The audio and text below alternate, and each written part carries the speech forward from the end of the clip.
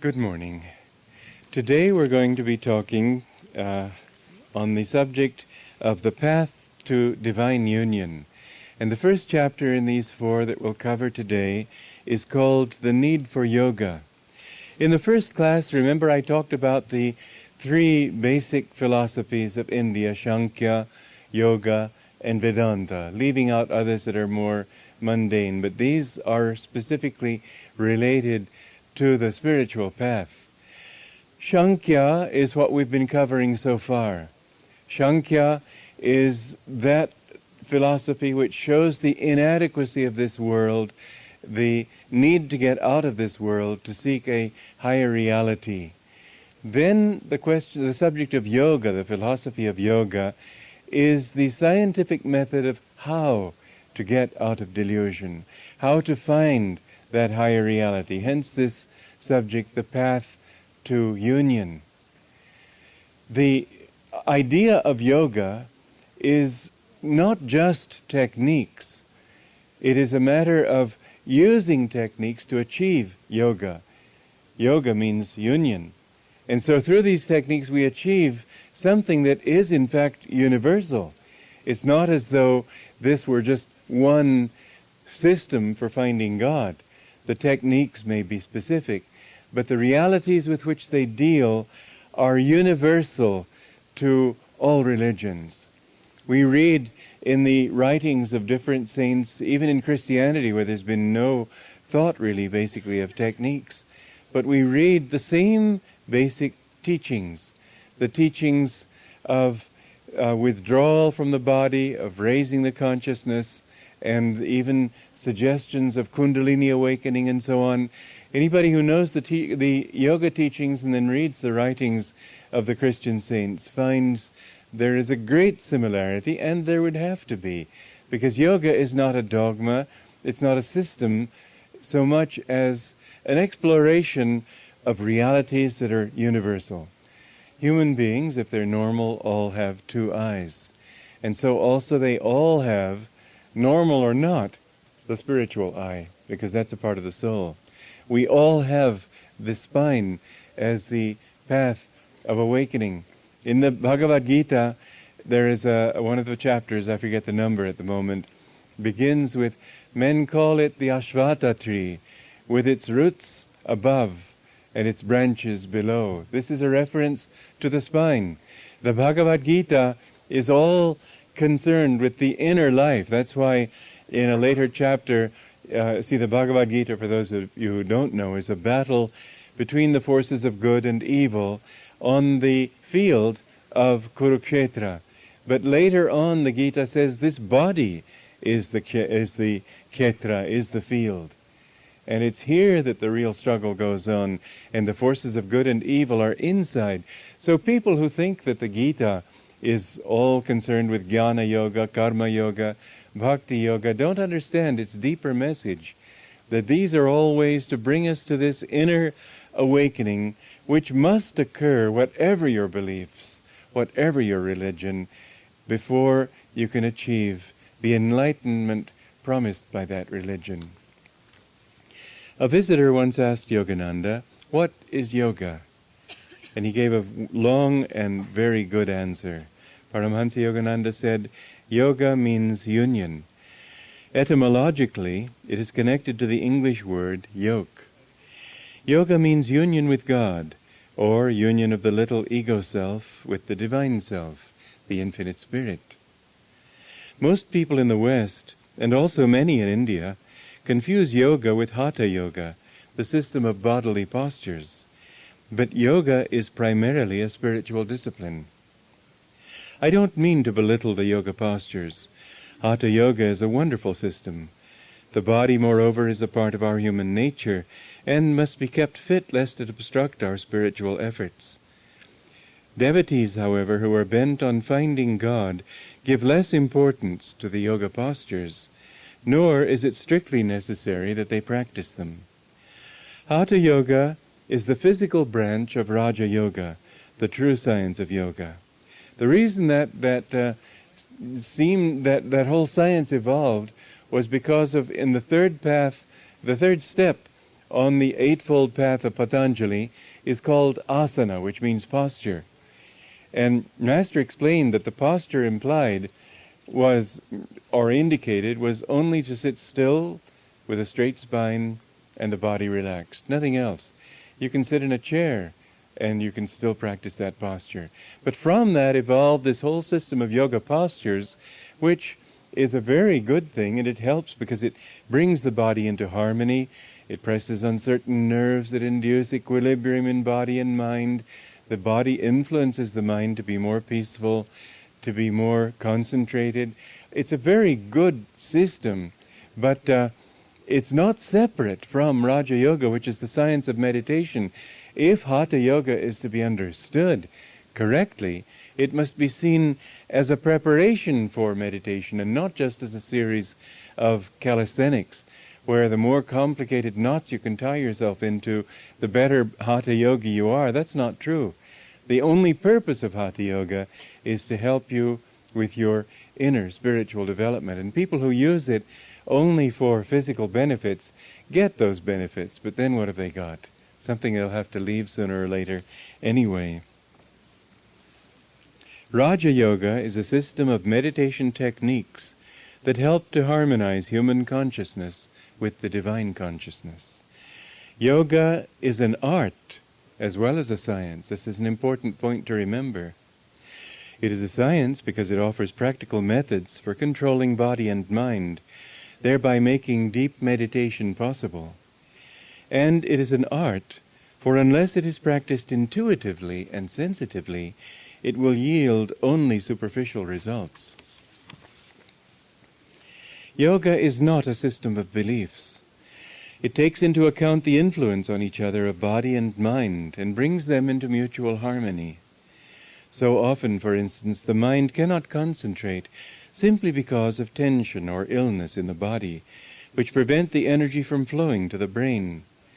So often, too, the energy in the body is weakened because the will is dispirited or paralyzed by harmful emotions.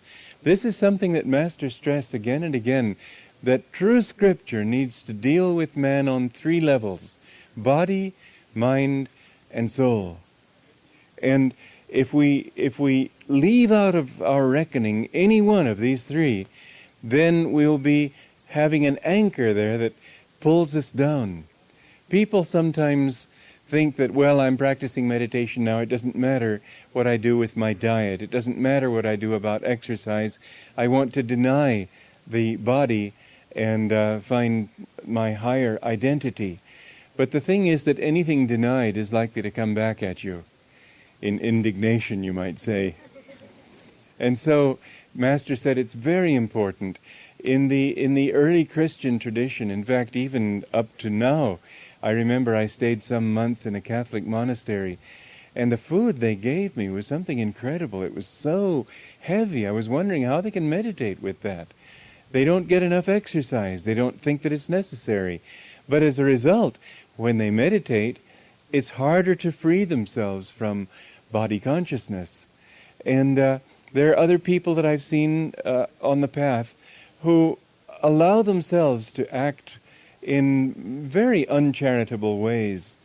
And yet they think, well, it doesn't matter because this is just delusion and I'm going into God. Well, Master said also that you can never win God's love if you haven't learned to win man's love. If you can't have the magnetism, the kindness, the charity, the humility to win people, how do you expect to win him? This is our training ground. It's here that we learn those attitudes that will help us to find God. And those attitudes that work really well with man work with God. I have to explain what I mean by really well, because some people are all... I remember this when Rosanna and I came back from Alaska. We were in a plane and they were showing a video of some very popular young woman singer. And I just couldn't believe my eyes. She was full of such a deliberate effort to manifest anger and toughness and like this. And well, it may be, in fact it evidently is, that people like this stuff. but I can't believe that God likes it. So when I say, please people, I mean over a long period of time. I mean enough people. I mean please them in a higher way, not in a lower way. Because if you give drink to a drunkard, perhaps you'll please him, but you won't please his soul. So you have to understand what I'm saying, lest you go out and feel perfectly justified in doing things that are outrageous, thinking that now God will be pleased with me. So anyway, the combination of the three is absolutely essential. On the other hand, I remember some Hatha yogi who came before Ananda to with his teacher in Hatha Yoga to demonstrate his prowess. And it was so evident that he was full of ego. He hadn't developed the spiritual side. And so he was sort of showing himself off with great willpower, doing these different things. And I remember Ananda who was very sensitive to things like this, and in fact very sensitive, period. But anyway, she just looked around and didn't pay any attention to him. He was a great expert, and his teacher, guru so-called, was saying, now that he's got his yoga posture so perfect, now he's ready to go into samadhi. Well, it doesn't happen that way. You have to win God by your love. And God is not impressed if you can do these various complex mudras. So, Master goes on to say, yoga works primarily with the energy in the body through the science of pranayama, or energy control. Prana means also breath. Yoga teaches how, through breath control, to still the mind and attain higher states of awareness. The higher teachings of yoga take one beyond techniques and show the yogi, or yoga practitioner, how to direct his concentration in such a way as not only to harmonize human with divine consciousness, but to merge his consciousness in the infinite. Yoga is a very ancient science. It is thousands of years old. The perceptions derived from its practice form the backbone of the greatness of India, which for centuries has been legendary. The truths espoused in the yoga teachings, however, are not limited to India, nor to those who consciously practice yoga techniques. Many saints of other religions also, including many Christian saints, have discovered aspects of the spiritual path that are intrinsic to the teachings of yoga. Speaking incidentally about the antiquity of yoga, seals were discovered in the Indus Valley dating back 5,500 years ago, 5,500 years ago, and they were found. They found depictions of people sitting in different yoga postures, which means that these positions were known that long ago. This is a very ancient science, and in the Bhagavad Gita, which was written about 700 BC, the words of Krishna are that I taught this science in ancient times, in other incarnations, to Vivaswa, to taught it to Manu, and so on. A number of those saints, including Christian saints, were what Indians too would accept as great yogis, because a great yogi is one who has achieved yoga, not just one who's practicing yoga.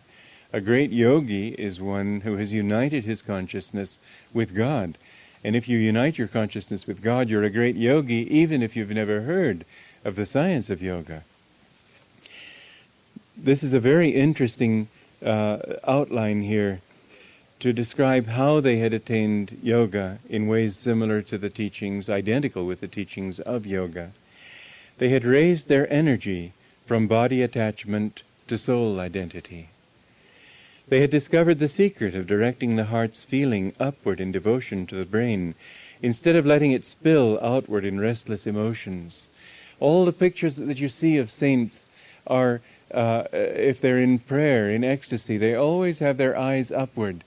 It's not just a traditional thing that artists have developed. It's something that saints have been observed doing. In fact, somebody sent me a tape a few months ago of children who have had visions of the Virgin Mary, and in a state of ecstasy their eyes are like that also. It's because the consciousness is drawn to this point. Whether you expect it to be so or not, that's what happens when you go into ecstasy, because here is where the seat of ecstasy is found. They had discovered the portal of divine vision at the point between the eyebrows through which the soul passes to merge in Christ consciousness. They had discovered the secrets of breathlessness and how in breathlessness the soul can soar to the spiritual heights. They had discovered the state which some of them called mystical marriage, where the soul merges with God and becomes one with Him. Yoga completes the biblical teaching on how one should love God, with heart, mind, soul, and strength. For strength means energy. Master recalled looking through the window of a church of holy rollers, and seeing them, he's talked about these great fat ladies all rolling on the floor. They were trying to worship God with their energy. But Master said this is just absurd. The energy of the body, the strength of the body is the energy. I should say strength, not energy, is what they tried to worship Him with. But the strength of the body is the energy. And that energy has to be drawn up so that it's focused in concentration on God if you're going to find Him. In other words, many people meditate. I've seen people in church sort of praying with their lips and their eyes are looking around to see who's coming in and who's going and so on. Well, you can't attract God's attention that way any more than if I were to come to you and say I've got something really important to tell you, and while talking I'm sort of looking at my fingernails and looking around. I don't think you'd take me seriously. But if I look at you like that and I really mean what I'm saying, you're going to have to listen, aren't you? God requires this of us, that we concentrate, that we give Him our full attention. And so that's why Jesus said, love the Lord thy God with body, mind, soul, and strength. Because if you don't put your energy into it, there won't be that power of concentration that makes prayer intense. The ordinary person's energy, he said, is locked in his body. The lack of availability of that energy to his will prevents him from loving the Lord one-pointedly with any of the three other aspects of his nature, heart, mind, or soul. Only when the energy can be withdrawn from the body and directed upward in deep meditation is true inner communion possible. Concentration gives power. It takes energy to concentrate, but once you've got all those aspects of your being tied together in one point, that gives power to break through the wall of darkness, break through the silence, and go into that wall of silence and go into it so that you become one with the infinite silence. You break God's vow of silence, you might say. You make Him speak to you. So Master said also, with a strong lens, the sun's rays focused through it can ignite wood. Yoga practice, similarly, so concentrates the mind that the curtain of doubt and uncertainty is burned away and the light of inner truth becomes manifest. Concentration, in fact, he used to say, is a prerequisite for success in any undertaking. So he urged people to learn concentration even if they wanted to be successes in business or anything. If you don't concentrate, you're not going to be able to bring that kind of power to bear on what you're doing that brings success. If you look at people in any field of life who have achieved any kind of notable success, they are always people of concentration. There's another thing that they have in common. They're centered in themselves. They're not frittered away out here. It's only with that kind of centeredness, it's only with that kind of focus of your energy and thoughts and feeling and everything that you can really rise to the top. Far more important than going to school and learning all the different bits of information that everybody tells you need to have before you can learn everything. Far more important than having fact-finding committees and learning all the facts relative to an issue so that then you can decide. Far more important is the ability to concentrate your own energies. And even with a few facts, you'll be able to have that degree of intuition to know what it is that you need to do. A student once asked Master, "Why is concentration necessary?" Yogananda replied, "Concentration is the key to success in everything. Even the businessman must be able to concentrate, or he won't achieve success in his worldly affairs. If you are talking with someone and his eyes wander about the room and he keeps on fidgeting restlessly, won't you feel that he isn't really listening to you? After some time you may lose interest in further conversation with him. Don't expect then to win God's response until you can sit still and hold your mind open and attentive to His presence within. And so, the importance of techniques. But people might say, well, why techniques? Can't I just concentrate? I've been told to put my mind here, and Master told us that this is a very important part. It's in fact, in itself, is a kind of technique. In Indian teachings, they also will teach you to concentrate on something external, like a candle flame. However, the real point of concentration should be inward. Many yogis have taught that this is the seat of concentration, because it says in the Bhagavad Gita, you should concentrate on the, they translate it, the tip of the nose. But agram means beginning of the nose. In fact, I had an argument with not an argument, but a discussion, I should say, with a yogi who insisted that agram means front. And he said, what's the front of the nose? Isn't this the front of the nose? Isn't this tip of the fingers the front of the fingers? And he kept talking like this. I don't know why he felt he had to have all those examples. But anyway, I don't know Sanskrit, and I believe in what Sri Yukteswar said, and I'm sure he was a great Sanskrit scholar.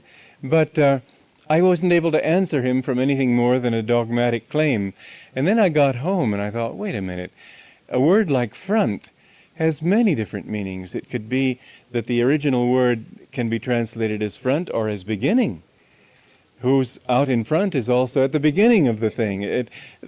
So I looked up in a Sanskrit dictionary, and it gave all these different origin, beginning, etc. So then I went back to him and I said, look, it can also mean beginning. And where does the nose begin? Here. So he said, well, yes, it could also mean that. But I thought, then why did he try to undermine my faith in my own guru? Which he hadn't done, but I hadn't known how to answer him, that was all. The thing is that, as Sri Yukteswar explained, the purpose of the point of concentration, if you want to gather everything together, is here, at the point between the eyebrows, simply because this is the part of the frontal lobe of the brain where our higher nature is most focused. They've already found in anatomy that the frontal lobe of the brain is the seat of the higher aspiration, idealism, soul consciousness is the way they speak of it. And that's why they don't perform prefrontal lobotomies anymore. And so the frontal lobe, and this particular point in the frontal lobe, is that point where our higher nature is focused. In fact, Master said that if you want to advance very quickly on the path, keep your mind always focused here. But then the question is, why do other techniques? Why can't we just focus our mind? Well, the thing is that the mind is so disposed to be restless. It's so disposed to go in another direction. So, a newcomer to the Self-Realization Fellowship Church in Hollywood asked Paramhansa Yogananda, why are techniques necessary for developing concentration? Can't a person simply flow with the inspiration he feels when he prays? A violinist may feel inspiration, Yogananda replied, but if he doesn't learn techniques that have been developed through the experience of great musicians, he will never become more than an inspired amateur. Yoga techniques in the same way are necessary to help you to plumb the inner silence. Another factor in developing concentration and in practicing yoga effectively is interest. You might even say enthusiasm. I remember years ago reading that nothing great was ever accomplished without enthusiasm. And I think that's true. You will see that people who have done great things have great enthusiasm for what they're doing. You have to be committed. And this was a very interesting point that Master brought out that I think you'll enjoy. Master, lamented the disciple, I have such difficulty in concentrating. I am faithful to my practice of the yoga techniques, but I never seem to get anywhere with them. Mechanical practice is not enough, the Master replied. There must also be sincere interest in what you are doing. You must deepen your devotion. Just observe people at the movies. Don't they become yogis? See how still they sit during the suspenseful parts, how engrossed they are in the plot as it unfolds. All that absorption simply because their interest has been aroused. Meditate in that way. Once you've convinced your mind that you really want God, and want to meet God in the inner silence, it will be easy for you to sit still and to meditate deeply. Another thing, and this is the negative part of what Yogananda was praising Americans for in the discussion I gave you yesterday. He talked about American attitudes such as eventually, why not now? But the other side of the American temperament is impatience.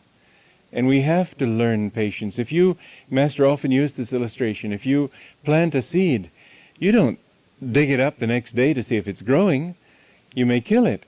You just water it faithfully, and in its own time it will sprout. It will start to appear above the soil. It will grow into a beautiful plant. It will produce flowers, but everything in its own time. So don't get impatient. Don't get nervous. Don't think after a week of practice, I haven't gotten samadhi yet. Just realize that this could take you a long time, but really there's no other way to go. The cards are stacked against you in that way if you think that you can find happiness in any other way except in God. Because only God is the reality.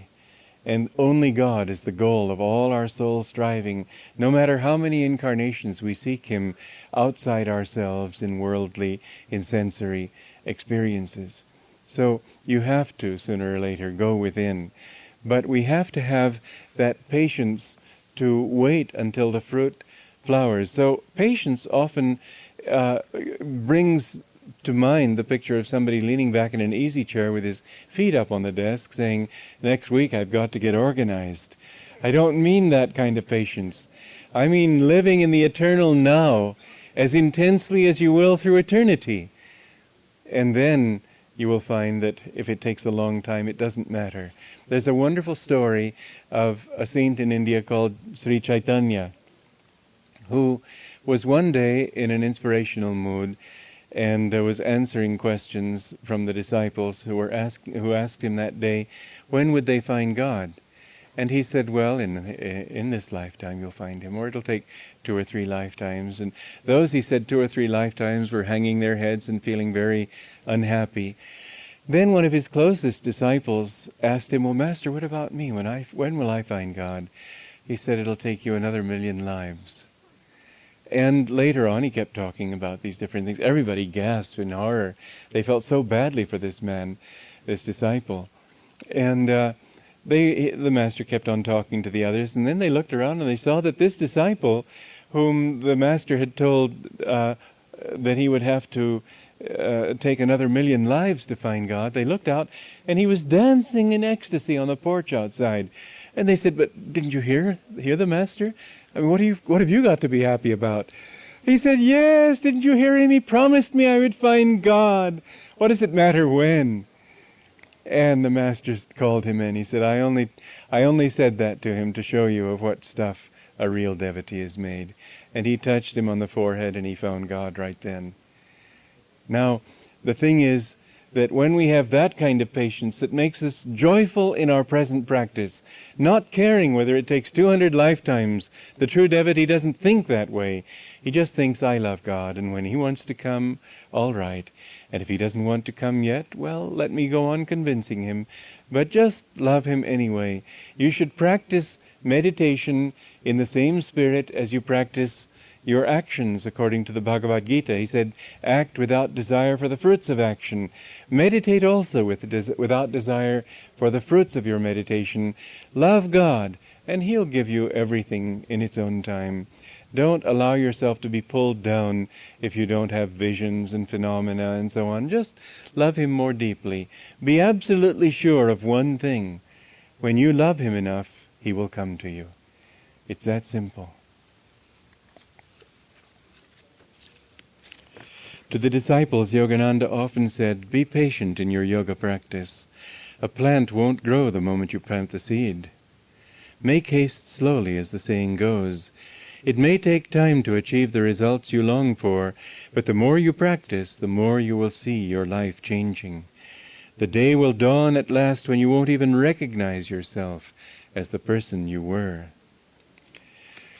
In the Western tradition, where they haven't practiced yoga, and this is another very interesting and important aspect of the subject, the energies you see as you practice deep devotion, the energies want to rise, but they're blocked if you don't know that they should be directed upward. And in that blocking, you create friction, you create tension. And so it is that Christian saints have often gone through a lot of physical suffering before they reach that point of inner purity where they could merge in the infinite. It's sort of like a garden hose. If you turn the tap on full and then bend the hose, it's going to create a great deal of pressure at that point where you've bent it. And if the water's strong enough, it may even break through the hose at that point. Whereas if you can straighten the hose out, or there's another illustration too, that you have a hose looped on the ground, and then you turn the water on, and the hose, while the water is flowing through it, begins to go wildly like this before finally the water manages to straighten it out, and it just is a straight hose, a straight line. And so also, this is what happens when people don't know what to do with this inner energy as they awaken it, that the psyche begins to be very disturbed, and in that disturbance comes suffering. So you find that suffering has been described as the path to God. It is, in a way, but then so is life. That's not a big issue. The thing is that through the practice of yoga, you can greatly diminish that. And what you do with the practice of yoga is simply straighten the hose out so the water can flow freely. It was interesting. A friend of mine took Kriya initiation. He was an Italian. And later he went to a modern Indian saint called Padre Pio. I'm sure many of you have heard of him. And he wanted to make his confession to Padre Pio as a Catholic. And he told him in his confession that he practiced yoga. Padre Pio said, "Oh, you shouldn't talk about these things, but you're doing the right thing." He could understand. In fact, we had a very interesting story that somebody told us. He used to go very often to Padre Pio. And one day Padre Pio said, "You should study with SRF." And the man said, "Well, what's SRF?" And Padre Pio said, "I don't know. God just gave me that word." And so for some time after that, he kept wondering, well, how do I find SRF? And then a friend of his told him that he was taking lessons from an organization that he called SRF. SRF! So then he took the lessons too. And in 1960, I gave him Kriya initiation. And a couple of years ago, wasn't it, Rosanna? Or a year ago, 1 or 2 years ago, he came to Assisi and told us this story, which I hadn't known. But he's been doing Kriya regularly ever since. What happens, someone asked, to those who try to reach God without the benefit of yoga techniques?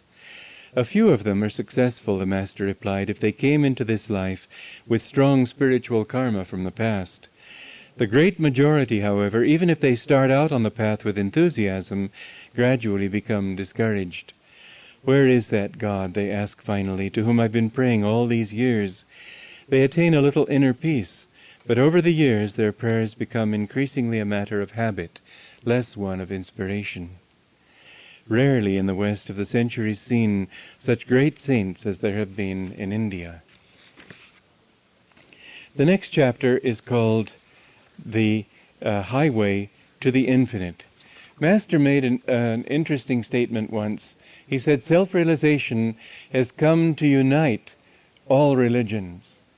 Now, if you think he meant self-realization fellowship, I can't imagine it. It would mean converting all those Muslims It would mean converting all those Hindus who feel that after all they've known these things for a long time. It would mean converting all those Jews who aren't about to listen to anybody else. It would mean converting all those Christians who have enough trouble fighting each other with all their different sects to think of some new sect. No, what I think he meant was that the concept, self-realization, has come. In other words, God has brought that concept into the world to help them all to realize that, oh, what we're really looking for is our own relationship with God. And the more that message becomes current, the more all religions will realize that there's nothing to fight about, that they all have the same basic goal in mind. A truth seeker once queried of Yogananda, "What is the best religion?" "Self-realization," Yogananda replied. Self-realization is, in fact, the only religion. For it is the true purpose of religion, no matter how people define their beliefs. A person may be Christian or Jewish, Buddhist or Hindu, Muslim or Zoroastrian. He may proclaim that Jesus Christ is the only way, or Buddha or Mohammed, as indeed millions of believers do. He may insist that this ritual or that place of worship bestows salvation, but it all comes down to what he is in himself. 1,000 Christs wouldn't be able to give you God if you didn't first make love to him yourself. What does God care how you define him? Could any dogma encompass him who is everything and far more than everything? And don't you suppose that a Muslim or a Hindu who loves God is as dear to Jesus Christ as any Christian, and much more acceptable to him than those among his own followers who believe in God with their minds, but have no love for him in their hearts? Jesus Christ didn't come to earth, nor does any great master come to draw people to himself. He came to draw them to the truth, that truth which Jesus said shall make you free. The divine message is ever impersonal as it relates to this truth. At the same time, it is personal in its relation to the individual seeker. That is to say, the masters don't tell people, you will be saved by the religion you follow outwardly. They tell them you will be saved by what you do personally to establish your kinship with God. Self-realization is the eternal message of religion. Whatever your beliefs and practices, the essential purpose of religion is to help you to fulfill your own highest potential as a child of God. The wave must realize that its reality as a mere wave is temporary.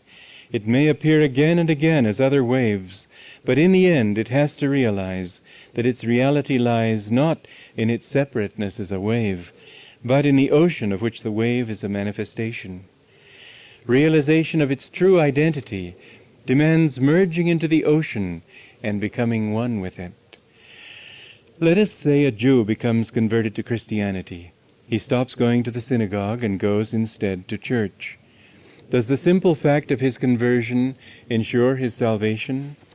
Not if it doesn't inspire him at the same time to love God more deeply. Your religion is not the garb you wear outwardly, but the garment of light you weave around your heart. By outward garb I don't mean your physical raiment only, but rather the thoughts and beliefs in which you enclose yourself. They are not you. Discover who you are behind those outward trappings, and you will discover who Jesus was, and Buddha, and Krishna. For the Masters come to earth for the purpose of holding up to every man a reflection of his deeper, eternal self.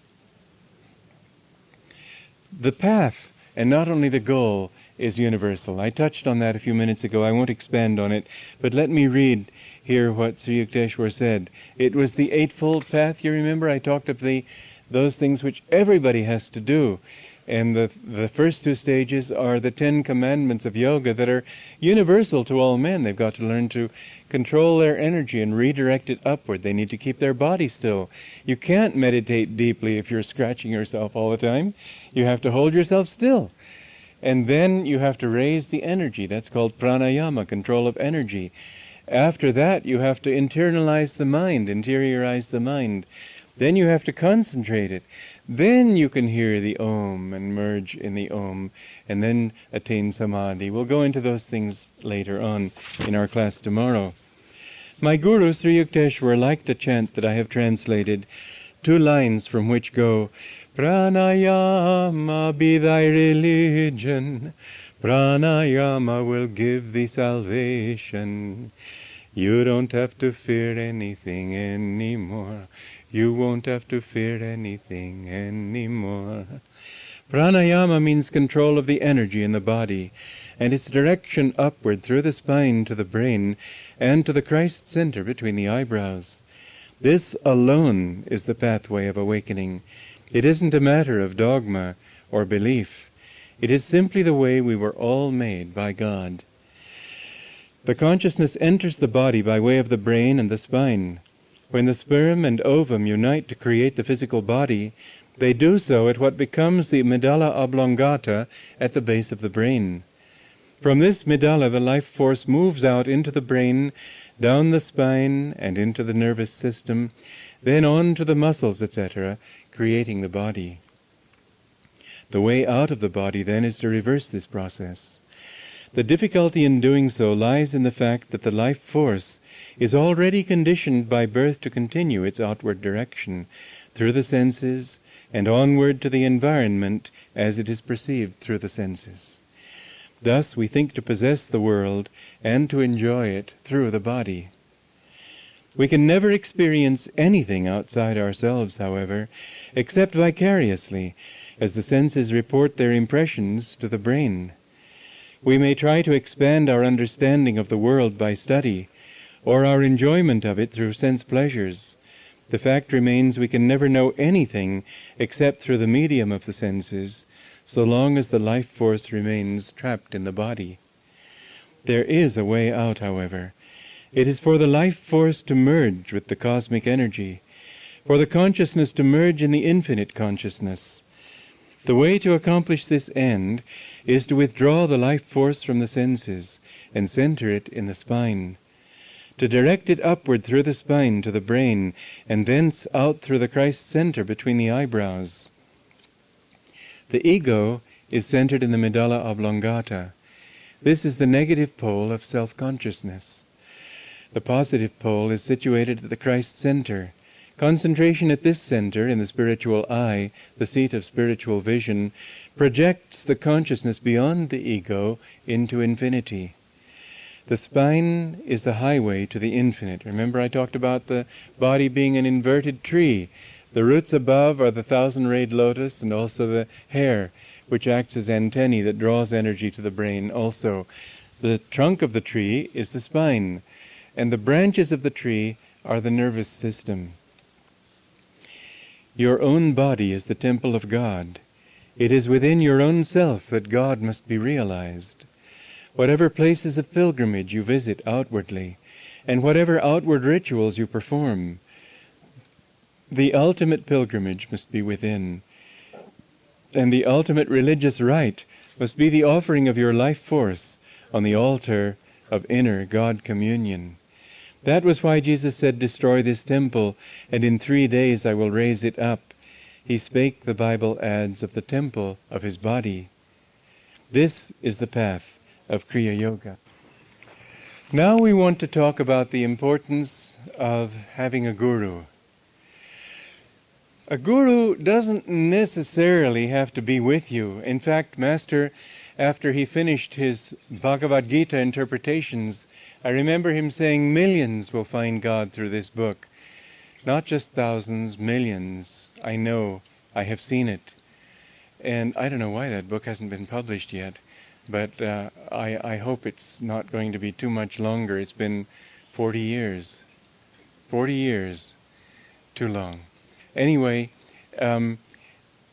if he said that millions are going to find God through it, he certainly wasn't going to be around to reach those millions. But what he said was that he had brought a work, the power of which would flow through the disciples to those who come to them and keep on going down through generations to reach people. And so it is that people who come to this path have that power that the gurus have sent through their disciples, through their students of their disciples, and so on down. It will go on down through generations. This was his promise.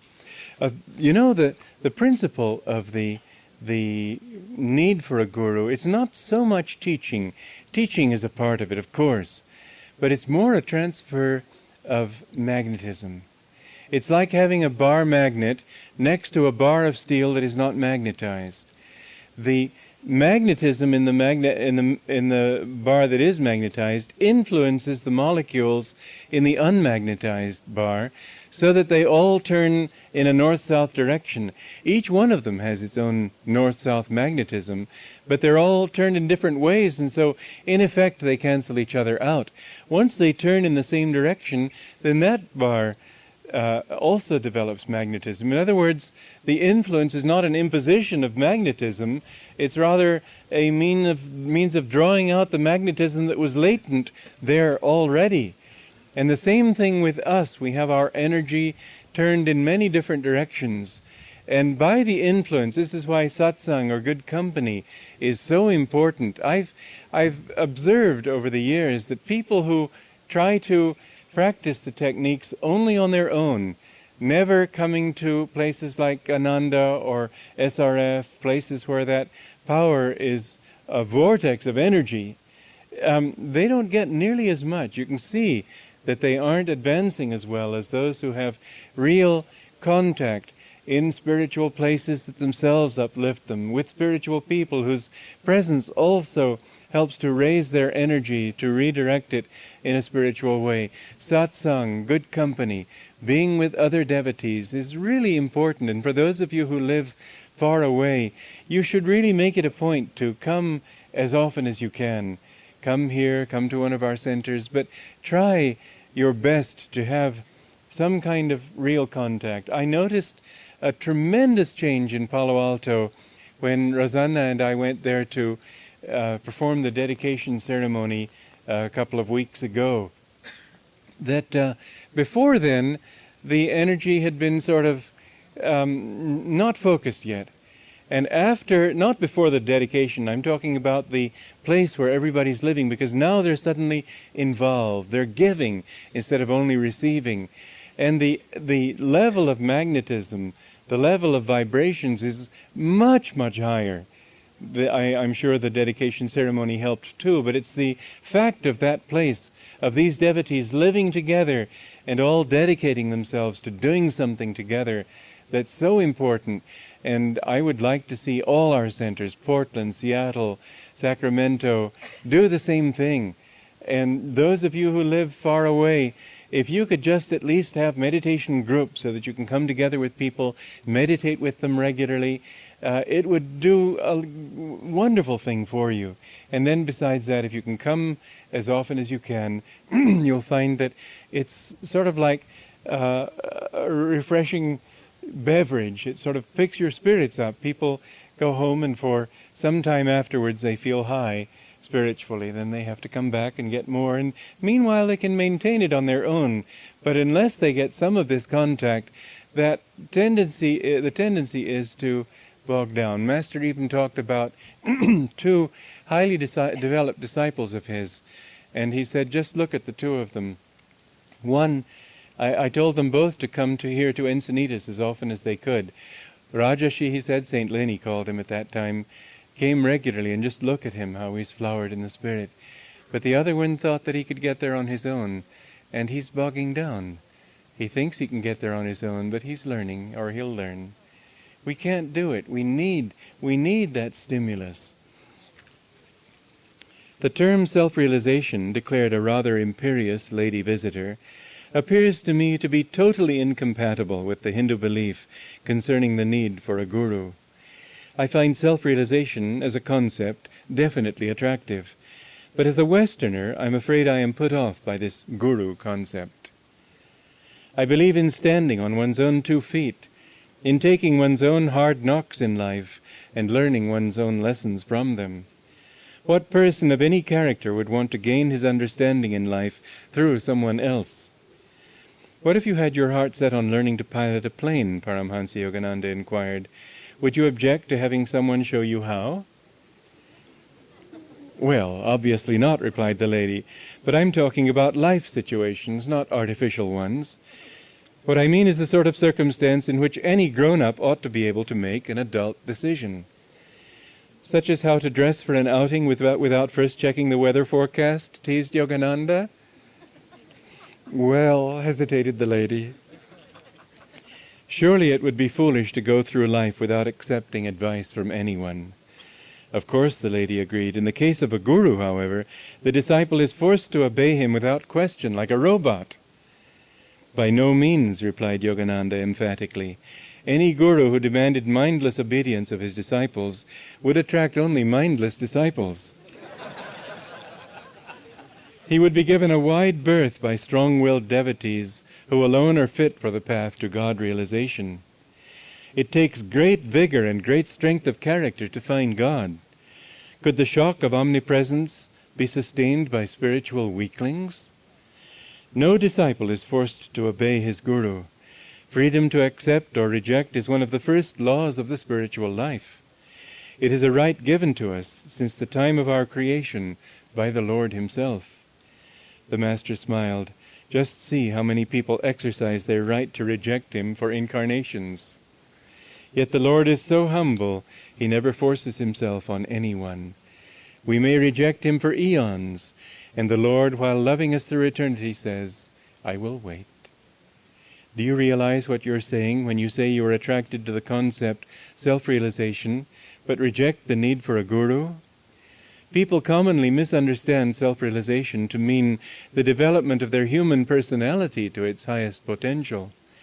But self-realization is a soul potential, not a human one. The personality is like a dense forest, beyond which lies the beautiful, expansive land that God has promised you. To reach him, you must somehow get out of the forest and not waste time exploring its countless lanes. People have no idea how to get out of their mental forest. Every path they attempt ends in a confusion of dense undergrowth, or leads them back to where they first started out. In time, the realization dawns on them that they are lost. Then if someone comes and says, I know this forest well, let me show you the way through it, will they consider his offer a menace to their free will? Won't they view it rather as an opportunity to accomplish successfully what their own will has been trying for so long, but always in vain, to accomplish? You speak of adult decisions. In that forest, age has nothing to do with a person's ability to make decisions. Experience is what counts. Even a little child, if he knows the way, will lead you better than you can lead yourself if you are lost. In that context, it might be even truer to say that that child is more adult than you are. At any rate, he is better able to assume responsibility for taking you where you want to go. All of us before God are but children. Life itself is a great school, and our lessons in it won't end until we've realized who we really are as children of the Infinite. The purpose of the Guru is not to weaken your will. It is to teach you secrets of developing your inner power until you can stand unshaken amidst the crash of breaking worlds. To develop such divine self-reliance is a much greater accomplishment, surely, than standing on your own 2 feet in life's everyday situations. People who reject the need for a guru, Paramhansa Yogananda concluded, don't realize what a steep mountain stands before them on the path to God. To climb this mountain without a guide would be worse than foolish. Spiritually, it could prove disastrous. In fact, in life, we're always asking advice. If you want to know how to invest in the stock market, you go to somebody who knows the stock market. If you want to buy clothing properly, you go to somebody who knows materials, who knows cuts. You take advice from the salesman. You never do anything in this life without asking advice from someone if you don't know yet yourself from your own experience. So Master said, a gemologist can distinguish between a genuine stone and an imitation one. If you go to buy an expensive gemstone, but scorn expert advice, you may find that you've spent a great deal of money for nothing. A guru is like the gemologist. He can help you to avoid costly mistakes which might otherwise set you back in your spiritual efforts for many incarnations. So, I know Master would talk about some disciples that had fallen away, and he would say sometimes it's going to take him incarnations to come back to this point. One disciple, he said, you have a very complex karma. If you leave now, it will take you 200 incarnations just to get back to where you are right now. You'll get lost in desires and all these different things. And unfortunately, the disciple left anyway. And Master, to encourage him, said, well, if you meditate, it'll take you only 7 lives. But he didn't meditate. He just sort of felt, oh, I've blown it, and got all discouraged. And so it's going to take him a long time to come up. And yet that disciple I saw in a state of complete breathlessness, no heartbeat, just out of his body. He had developed a certain amount of inner power, but he left it because of ego and desires and so on. Let's always remember that to follow the guidance of the divine through the Guru, the guidance of the divine teachings, it's really, there's no other way. Why waste time? You've wasted too much already. We've all wasted too much already. Let's say that in this lifetime, I'm going to find God. The labyrinth in Greek mythology was so intricate that no one, once inside it, had ever been able to find his way out again. Theseus, however, succeeded. What he did was carry a spool of twine with him and unwind it as he entered the maze. By following the string back, he found his way once more into the open. The Guru is like that length of twine. He doesn't have to be there at every turn to tell you what to do. Even mental attunement with him will suffice. You will know through your attunement whether the choices you contemplate are right for you or wrong. Remember, ultimately, that the Guru is not the human being. God is the Guru. Master would often remind us of this truth. God is the Guru, and the human Guru is only his instrument, his channel. People who are still locked up in the cage of ego often view the prospect of having a Guru as a threat to their personal freedom. They don't realize that freedom is exactly what they don't have at present. The Guru's role is to open the door of the cage. If a disciple, finding himself still attached to limitation, cries, "Leave me alone, I like my little nest of pleasures and desires," the Guru won't insist. He will say simply, "I came because you called me, otherwise I would not have troubled. It wasn't my need that brought me, it was your need. So, until you call me again, I will wait." Accepting a Guru isn't the assumption of a burden. It isn't a menace to a person's free will and happiness. It is the greatest blessing that you or anyone can possibly have in this world. Incarnations of good karma are required to attract the help of a true Guru. God sends the seeker indirect guidance at first, through books and lesser teachers. Only when the desire for him is very strong does he send help in the form of a self-realized Guru. It is no favor to the Guru if the student accepts him. Rather, the student must have prayed very hard in this lifetime and in former lives to have earned so great a blessing. It isn't that you need to go out looking for the Guru. The Lord will send him to you, or else draw you to him when you are spiritually ready.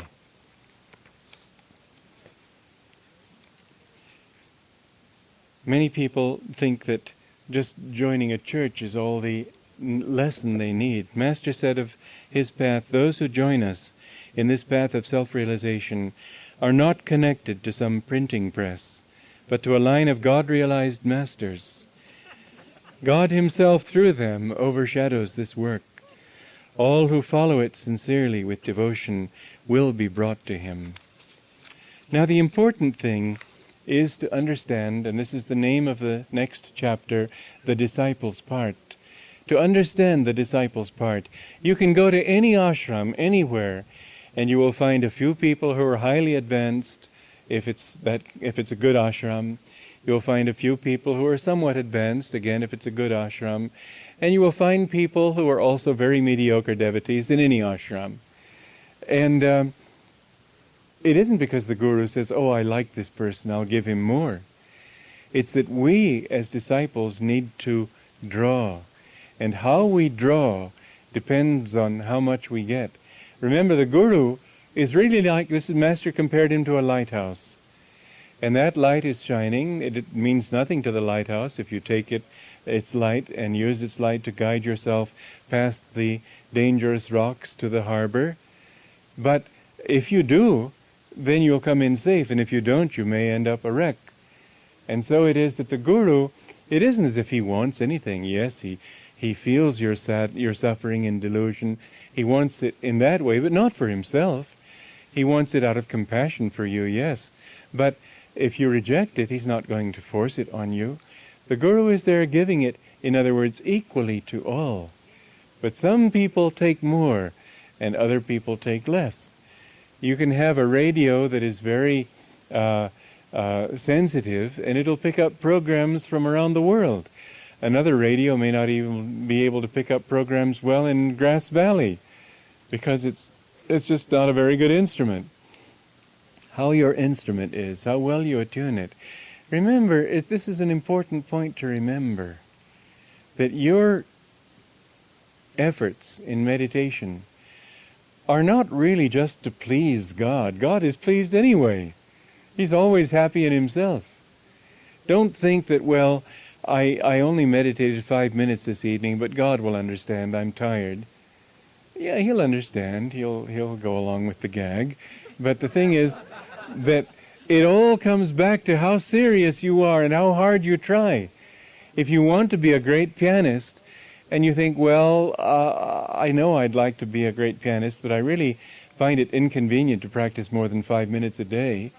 It isn't as if some deity of music is going to say, well, but this person means so well, and therefore I'll give him the skill anyway. It doesn't really happen that way. The more you put out, the more you will find that God is there also helping you, but you've got to make that effort. You can't expect it to happen unless you put out all your effort. And you can go for a whole incarnation. Some people say, oh, look at this faithful devotee. He's been on the path 70 years. But the question is, how has he been on the path? Somebody else may have been on the path 6 months and gone further because he really worked at it, and the other one just sort of put in time. So, yes, of course, in a way we have to please God, but what will please God is when we are pleasing to him. And how will we be pleasing to him? Not by flattery, not by just doing a lot of rituals. We will be pleasing to him when our energy is focused upward, absolutely centered, rising above all obstacles, all restlessness, all delusion. That is what he will find pleasing in us. When we rise into his consciousness, and then he can help us. But remember, it's not just a question of trying to gain a few credit points. That will get you to heaven, for sure. You get enough good karma, and you can stay in heaven for hundreds or even thousands of years. But sooner or later, you'll be dragged back here. And so will it really be worth it? For a while, maybe, but that's not what you're really looking for. If you want real freedom, you have to do it in another way. Karma won't take you to God. No matter how good your karma is, that's what Master once said, that if you live here in the hermitage and serve, he said, oh, you'll get good karma, but what's that? You want good karma to help you to have the strength to be able to rise, but you've got to go beyond karma. You have to go beyond action. And so we can't just think of the spiritual path as a matter of credits, that because we've done so many good things, therefore we're going to be given so much realization. We've got to go into that inner silence which takes us beyond all action, and that can only be done by great sincerity and devotion. So the most important thing of all, really, is what you do about it. Don't sit around waiting for God to give you the help.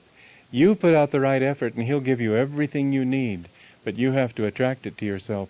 So many hippies read Autobiography of a Yogi and went to India, and the first person in orange robes they'd see on a street corner, they'd sort of throw their chest out and said, slap me, put me in samadhi. Well, it didn't happen to them. How could it?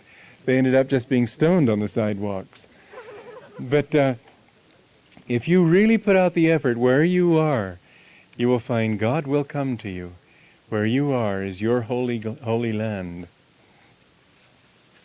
Paramhansa Yogananda said, "When I met my Guru, Swami Sri Yukteswar, he said to me, 'Allow me to discipline you.'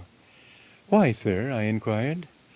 'When I encountered my Guru, Lahiri Mahashaya,' he replied, 'my will was guided by whims.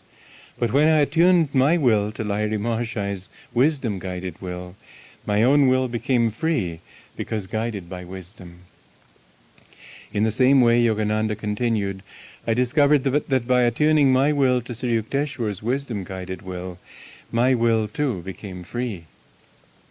This is the purpose of discipleship and of the obedience that it entails.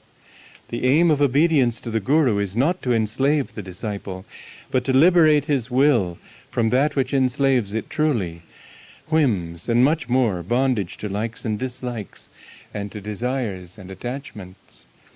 Most people consider it an affirmation of freedom to indulge their desires, quote, freely. They don't see that desire itself is compulsive. It blinds their discrimination. Where is the freedom in any act that leads one more deeply into delusion? Spiritual healing requires willing cooperation on the disciple's part. It cannot be achieved by passivity. Surrender to the divine will, as expressed through the Guru, must be offered freely, willingly, and intelligently. Unenlightened teachers often try to impose their will on the disciples. Freedom can never be achieved in this way, even if the advice given is essentially valid. To impose one's will on another is wrong spiritually. Like the practice of hypnosis, it weakens the will of the person hypnotized. Obedience must be to the highest that is in your own self. Spiritual instruction, too, must proceed from that high level of consciousness. It must be attuned to the guidance for which your own soul is longing. The difference between such wisdom-inspired guidance and human discrimination based on introspection is that the unenlightened mind is clouded by likes and dislikes, and conditioned by past habits and old ways of looking at things. The Guru's consciousness, on the other hand, is like a flawless mirror. It reflects the disciple's spiritual state back to him. It gives him what he needs to escape the bondage of delusion. Cooperation with the Guru strengthens the willpower immeasurably, for it attunes the disciple's will to the infinite will of God. Many people don't have the good fortune to find their Guru as soon as they set foot on the spiritual path. I did have that good fortune myself. I read Autobiography of a Yogi, took the next bus to Los Angeles, and met Yogananda and was accepted by him. But this isn't the normal way. Usually people have to try this way first, try that way first. When people come to me and say, well, they aren't sure if this is their path, then I don't dogmatize them and say, but you must find this way or you'll go to hell or anything like that. I would have to do it in more subtle ways. But it would all amount to the same thing, that you won't be able to get there unless you use this. One person went to India and met Ananda and was very inspired by him and came back, and one of the disciples of Yogananda said, oh, it's all Master. Well, it's all God, who is also Master and is also Ananda Mohima, but there's no competition in heaven. The competition is among the disciples maybe, but not among the masters. So I always tell people, well, try different ways. You have to feel it inside. So if you aren't sure about this way, well, test other ways. Just see which way works right. But once you've decided, then go that way. Master said when purchasing a car, it is sensible at first to compare models. This one has such and such advantages, you'll say. That one has such and such others. Once you've reached a decision, however, your common sense ought to tell you to back it wholeheartedly. What use would be served at that point by further hesitation? Suppose you buy a Plymouth and drive it from Los Angeles with the intention of going to Boston. On arriving in Arizona, however, you think, perhaps I'd have done better to buy a Buick. So you return, trade in your Plymouth for a Buick, and start out again. Hardly have you reached New Mexico, however, when you think, maybe it should have been an Oldsmobile. So back you go to Los Angeles to repeat the process yet a third time. Apart from the cost of all these changes in both time and money, you may end up never completing your journey. That is how some people are. Even after accepting a guru, they keep on asking themselves, shall I accept what he says on this particular point? Why did he say what he did yesterday? That wasn't what I would have said. And sometimes they wonder, does he really know what he's doing? It isn't that obedience should be stupid. It takes discrimination and deep intuitive understanding even to know how to obey. Until the disciple rids himself, however, of the tendency to indulge in carping doubts, he will never establish that relationship with the Guru which will take him to God. There's a passage in the Bhagavad Gita where Krishna says to Arjuna, to you who have overcome the carping spirit, I reveal these truths. That carping spirit is in everybody to some extent or another. It's the tendency to always sort of tend to find fault, to think, yeah, but sort of why aren't we doing this? What's wrong with that? If this organization were really together, they'd do so and so. And there's always this tendency to criticize. Now, what you'll find in this kind of tendency is that there's always the self-justification that they're only trying to be honest. But there are ways and ways of being honest. There was one person here who spent all his time just finding fault with everybody and with the community and the directions we were going. I always used to, in the beginning of Ananda, when people would criticize, I would tell them, you have to earn the right to criticize. You have to do things, you have to do positive things before you have a right to tell other people how to do it. And again, you have to earn it in this way, that if you have a criticism, then offer a possible solution. Don't just sit there and snipe. That's not going to help anybody. But finally, anyway, somebody said to this disciple, this member, why are you this way? And he said, well, I think it's good for a community to have a gadfly. And this person said, well, you may be right, I may agree with you, but I want to ask you this. What's it doing for you? The thing is that as long as we have that attitude, we can't grow spiritually. This person meditated hours every day, but he didn't get anywhere. He was more and more egotistical, more and more negative. We have to have the right attitudes. One of the things that we need to understand on the path is that you don't really learn anything in life. You recognize. I'm not talking of history lessons where you have to learn the date of the Norman conquest is 1066 and so on. I'm talking of realities, spiritual truths. You don't learn them, you recognize them. A good teacher won't try to teach you. He will try to help you, to inspire you to recognize it for yourself. But until you've recognized it, it won't mean anything to you. You can repeat it like a parrot. And a lot of people do. They spout these spiritual truths that they've read in the scriptures, but what does it mean to them? Nothing, really.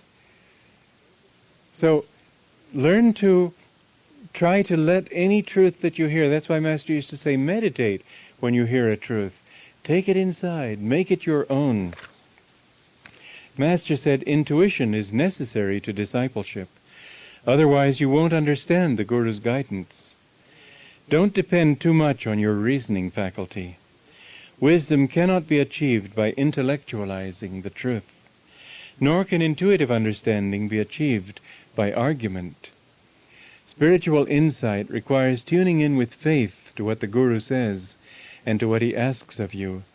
Intuitive faith, not logic, is the basis of divine understanding. So what we need to do is get rid of the tendency, as I was saying earlier, to say no. It's a natural tendency in people. We all have these two sides.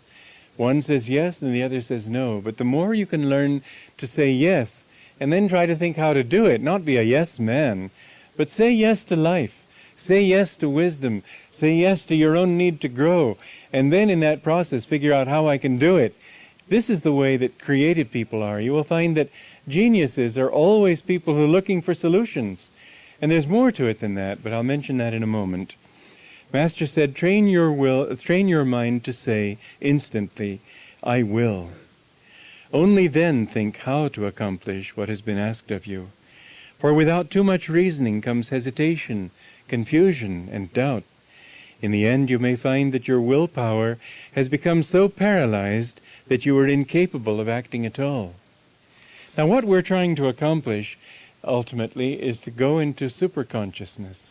We have these three levels of mind, as I told you before: the subconscious, the conscious, and the superconscious.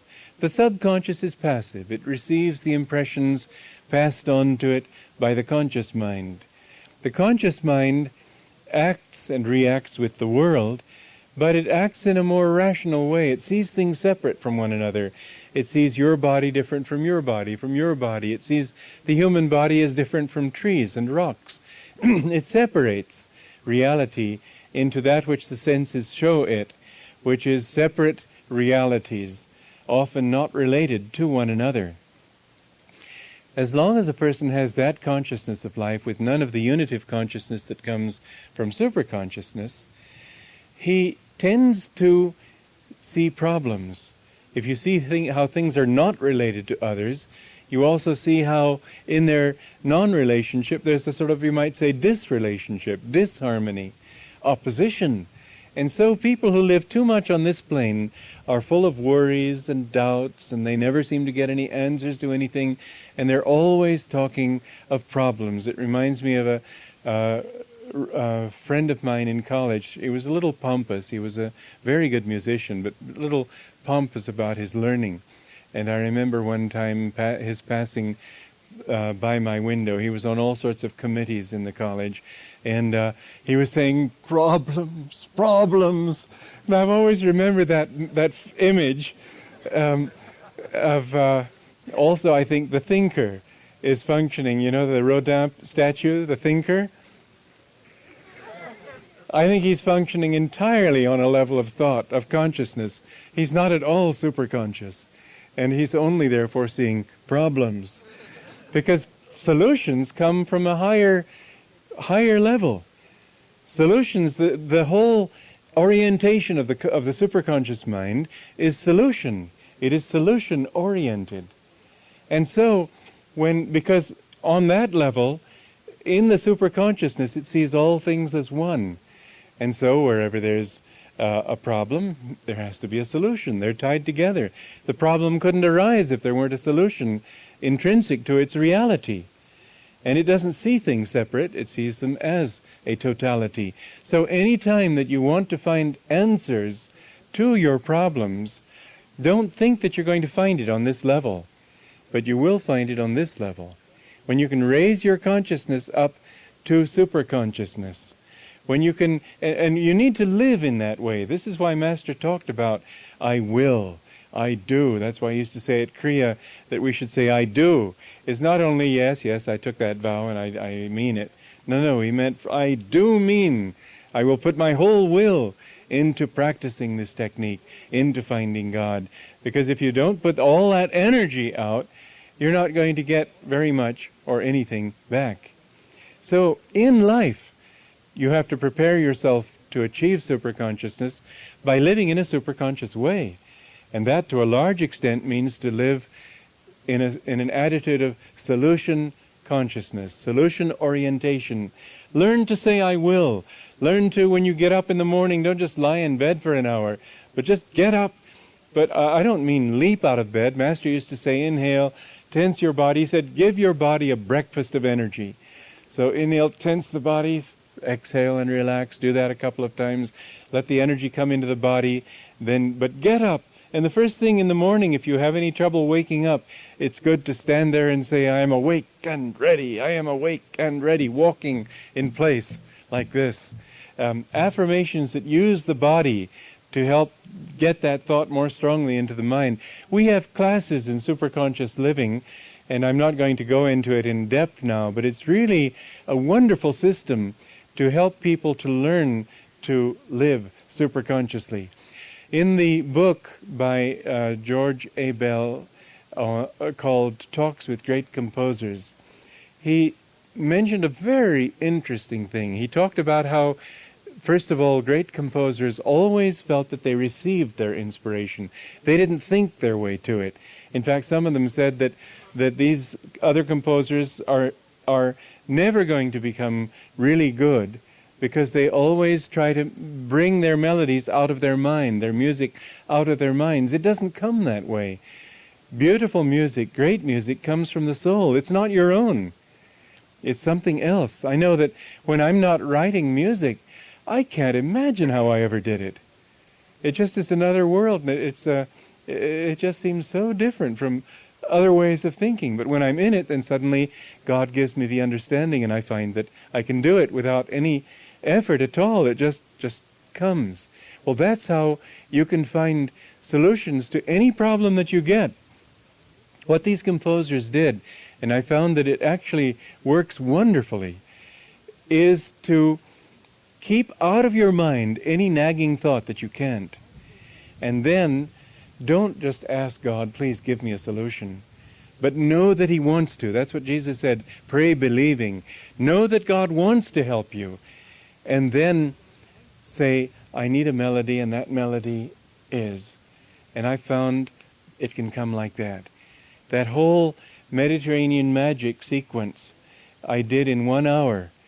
One melody came to me, and it was so nice, I realized I was feeling in tune, and I just went from one to the next. I would just sing it into a tape recorder, then later I put it to accompaniment and so on. But when the mood is right, go with it, and you'll find that if you leave out of your mind any thought that it can't be done, that then the answer will come to you. One time I was working on a slideshow of St. Francis, and I had a few songs that I wrote regarding his life. There were two things that happened very interestingly in that period. One was a simple little ditty. There was a part in the slides that I'd taken that I wanted to show his family life, what his parents were, where he lived as a boy. And so the melody natural to that was something more mundane. And I didn't know medieval music. I didn't have any melody for that. And my first thought was the doubt. Oh, I don't know medieval music, I can't do it. Then I thought, no, God has always given me a melody when I've asked Him for it. So I got up from my office desk where I was working and walked from there. It was in that wing that now is the recording studio, and then beyond that where Leela now is living. But that was my office at one time. I got up from there and came to the piano in the living room in the dome, absolutely certain that God would give me a melody by the time I reached the piano. And by the time I sat down at the piano, there it was. And people later said, "My, that's just perfect medieval music." And I don't even know medieval music, but I knew that it's always as if some angel were sitting here, or my master or something, just giving it to me. I don't know how else to put it. And the other thing, much more important, was that Canticle of the Creatures of St. Francis. That was his greatest song, but we've lost the melody. Nobody knows what it was. And for years I wanted to write a melody for it, but I'd look at it and I'd say, well, it's not possible. The one line in one stanza would be 5 syllables. The same line in another, same verse in another stanza would be 25 syllables. How do you compose a melody for that? It just seemed beyond my ability. But then when I was writing this slideshow, I thought, well, I've got to do it. And so I put aside that doubt that I can't, and I just very strongly visualized St. Francis. The story is that he first sang this song. He was on his deathbed, blind, dying, and unable to get up. And Sister Clare and some of the other disciples came down that morning to see how he was. And they found him, to their astonishment, standing by a tree, leaning against it, and saying, "Listen, all of you, to the song God has given me in my tribulation." And then he sang. And so I visualized him standing by that tree, leaning against it, and visualized that mood, and asked him to give me this melody. And immediately it came. Altissimo, omnipotente, bon Signore, tue son le laude, la gloria et l'onore, et ogni benedizione, a te solo se confanno, et nullo homo è degno de nominarte. It's so perfect. I personally believe that was his melody. I don't know that it was, but I've seen this happens at any rate with music and with anything that we do. If we raise our consciousness up, if we have a very clear idea of what it is we want, don't just sit there and say, well, God, give me a melody. You have to know what you want. You have to know the state of consciousness you're trying to express in music. You have to feel. When I was writing those Egyptian ones, I just tried to feel again the vibrations I had felt in each of those temples. And once I felt them, once it was clear in my mind, held it up to the superconscious. And if any thought came in, oh, you can't do it, rigidly exclude that thought. And then, with absolute faith, say, I know there's a melody, and that melody is. And it would be there. This is the way to draw superconscious guidance. Pray believing. Know that the answer is there. Know that the solution is there. If you have that yes-saying principle, not blindly, you can try this and write terrible melodies. You can try this and write lousy books. It's a matter of inner intuition, too. It's a matter of, you have to attune yourself to the way of working. But this is the way to start with it, at least. And then in gradual, subtler and subtler attunement, you'll find this ability growing. Master said, some people when sleeping are almost impossible to wake up. You call them and they don't answer. You shake them and they cry, leave me alone. You shake them a little more and they may open their eyes a little bit, they may even sit up. But the moment you leave them alone, they collapse back onto the bed and fall asleep again. There are some people, on the other hand, who respond with alert attention the moment you call them. That is the way of the true devotee. The moment God summons him, he responds eagerly and willingly. Thereafter he never thinks back nostalgically to his former sleep of delusion, but seeks ever greater wakefulness in God. Be like that true devotee. Master often used to say, be in tune. People wonder, well, what did he mean by being in tune? Maybe this answer will help to explain that to you. Attunement to the Guru means complete, heartfelt acceptance of his guidance and also of his activities. Your acceptance must be unqualified. You mustn't say, for instance, I accept what the Guru tells me in this situation, but not in that one. Nor should you say, I accept what he tells me, but not what those say whom he has appointed to represent him. Attunement means also listening for the Guru's inner guidance in your heart. In everything, ask him mentally what you should do, how you should behave, how you can love God more deeply. More than guidance, ask him to give you the power to develop spiritually. Be guided by common sense also. Never in the name of attunement behave in such a way as to offend against reason or against the rules of proper conduct. Learn to behave, Sri Yukteswar used to say. Don't let attunement with the Guru, in other words, be your excuse for an undisciplined imagination.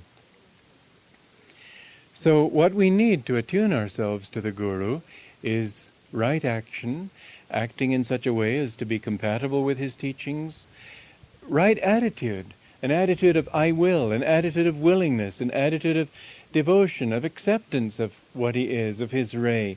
And then finally, in deep meditation, Master taught us this technique.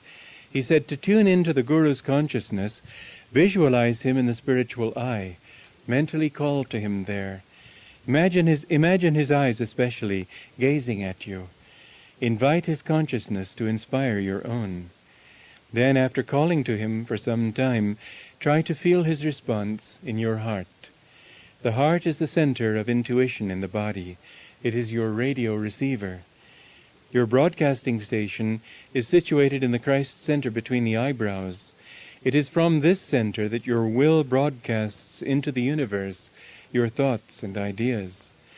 Once you feel an answer in the heart, call to the Guru deeply, introduce me to God.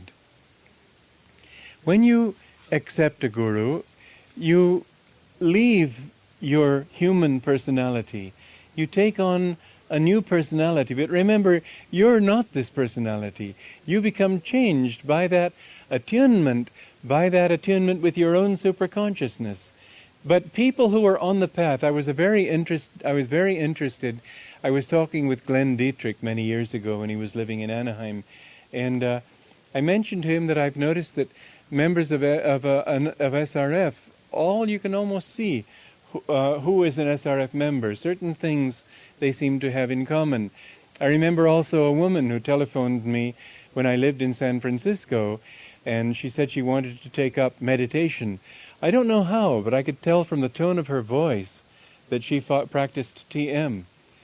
So a little bit later in her talk she said, well, I've been practicing TM. I don't know how I knew it, but there was just something there. You take on some of that quality. And then I asked Glenn Dietrich, I said this to Glenn Dietrich, and he said, well, I can see that people in Ananda also, they all have something in common. I said, well, tell me, what is it? He said, well, they all have an openness. They're all willing to hear the other person's point of view. They're happy. They're generous. They're receptive to truth, however it's expressed. They're simple. Well, I was very happy with that answer. And that's why Glenn Dietrich moved up here. Master said there is a saying in the Indian scriptures, all of Krishna's soldiers were like Krishna. You can tell to which ray of the divine light a person is attuned by the consciousness he expresses in his life. He gives up his little ego and assumes a new radiance colored by the vibration or ray of light that he has accepted as his particular path to God. It isn't that he loses touch with who he is in himself. That one never loses. But he assumes responsibility for manifesting God in his life, instead of living in bondage to the ego with its limitations of likes and dislikes. Since your path is the one to which God has drawn you, you naturally express him in that way. By attracting to yourself the Guru's realization of God, you attain his state of self-realization. Does it make you a carbon copy of the Guru? Just see the difference on a human level between Sri Yukteswar and my human self. Sri Yukteswarji was a jnani, a sage who manifests God in his aspect of wisdom. My human nature, by contrast, inclines me rather to express divine love and joy, yet inside, in our spirit, we are one. We have to be true to ourselves, however, always. Don't borrow from other people. Always let this attunement spring from who you are inside. Master said you must be loyal to the Guru. Loyalty is the first law of God, even as treachery is the greatest sin before God. If you are loyal, moreover, show your loyalty by your words and actions. He mentioned one of the disciples living with him, has always been very obliging by nature, but sometimes too much so. There was a time when she would agree with anyone on almost any subject simply to oblige. I told her once, if someone were to come to you and say, I saw Yogananda yesterday dead drunk staggering down Main Street, you would reply wide-eyed, is that so? I added, I know you wouldn't believe it, but don't you see you must be courageous in expressing your beliefs. To stand up for what you believe in is a sign of loyalty. I don't say you should be fanatical, but on the other hand, don't be wishy-washy. If you would unite your soul with him who is the foundation of the universe, be firm in what you stand for. So the thing that we need to develop, as Rajashi told us many times, is receptivity. A disciple was lamenting that she didn't feel the Guru's help as much as others did. If you shut me out, Paramahansa Yogananda replied quietly, how can I come in? Thank you.